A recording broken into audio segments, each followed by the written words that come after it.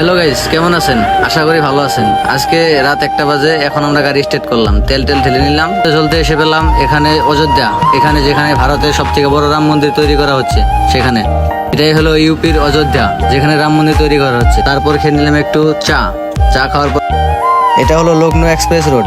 এই রাস্তা দিয়ে একদম পুরো দিল্লি যায় একটাই রাস্তা। ভোর সকালবেলা এটা একটা ওয়েদার, কি সুন্দর লাগছে, ঠান্ডা ঠান্ডা মৌসুম, মজা একদম। রাস্তা একদম ক্লিয়ার, দেখেন একটু লেত্রা নাই রাস্তায়। চলতে চলতে এসে পেলাম দিল্লি রোড।